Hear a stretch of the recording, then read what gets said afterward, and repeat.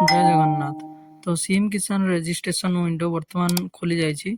तो देखो पूर्वर किसी इश्यू आसाला तो केमी करेंगे आप रेजिस्ट्रेशन सिंपल देखो रेजिस्ट्रेशन टैब उपर आप क्लिक करेंगे। देखो रेजिस्ट्रेशन टैब उपर क्लिक कला देखो प्रोसीड ऑप्शन उपर क्लिक करेंगे। सिंपल देखो निजर आधार नंबर जहाँ भी आपर आधार नंबर ये एंटर करने। आधार नंबर जमी आप एंटर कर देखो साइड आपर कैप्चा ऑप्शन अच्छी तो आपने कैप्चा ऑप्शन उपर क्लिक करेंगे। देखो मुझे सिंपली ये कैप्चाटी दे दूँ। कैप्चाटी दे सारा पर आप देखो गेट ओटीपी ऑप्शन उपर क्लिक करेंगे।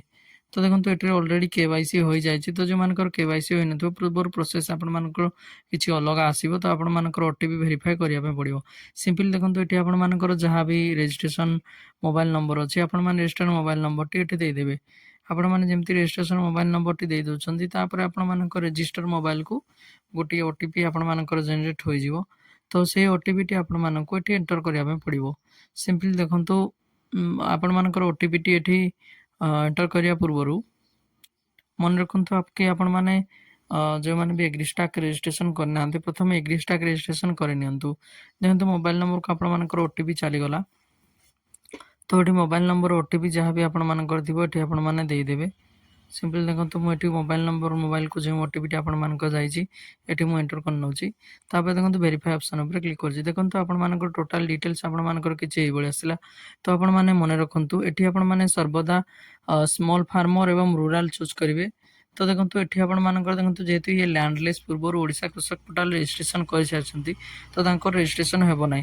तो आपर जो मानकर भी रजिस्ट्रेशन हो न पूर्व एवं आपण रजिस्ट्रेशन ऑप्शन उपर क्लिक करी रजिस्ट्रेशन करें एवं जहाँ रजिस्ट्रेशन कंप्लीट हो जाए आपण मैंने सिंपली निजर स्टाटस को ये आपर चेक करें।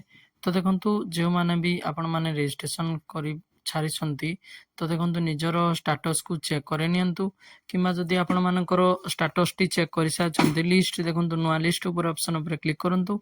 बर्तमान देखो 15 अगस्ट 2026 आपण मानकर नुआ लिस्ट प्रकाश पाई तो से लिस्ट रे आपण मानकर नाम अच्छी कि ना आपण माने चेक करनी। मु सिंपली देखो जमी प्रोसेस रे चेक करी आपण माने सेम प्रोसेस रे चेक करेंगे। देखो जदि आपण मानकर ई केवाईसी कंप्लीट होई नाही तो आपण माने ई केवाईसी कंप्लीट करिया मैंडेटरी। तो आपण मानकर ई केवाईसी को कंप्लीट करनी एवं स्टाटस चेक करिया पे आपण मानकर स्टाटस चेक ऑप्शन उपर क्लिक करंतु। सेठी आपण मानकर आधार नंबर एवं कैप्चा फिलअप करी आपण मानकर जहाँ भी प्रोसेस आपण मानकर 6टी प्रोसेस रे आपण मानकर सीएम किसान रजिस्ट्रेशन कंप्लीट होची। तो आपण मानकु से 6टी प्रोसेस जाक ही कंप्लीट करिया पे पड़ियो। जदि आपण मानकर 6टी जाक स्टाटस कंप्लीट हो सारी जदि भी आपण मानकर किछि भी इश्यू आसथिबो आपण माने ई केवाईसी ऑप्शन ऊपर चेक करी आपण मानकर ई केवाईसी रे सेटारे आपण मानकर इश्यूटी रिजल्व आपण माने करि परिबे। जय जगन्नाथ। जदि वीडियोटी भल लागिथिबो निश्चय लाइक करंतु शेयर करंतु सब्सक्राइब करनियंतु।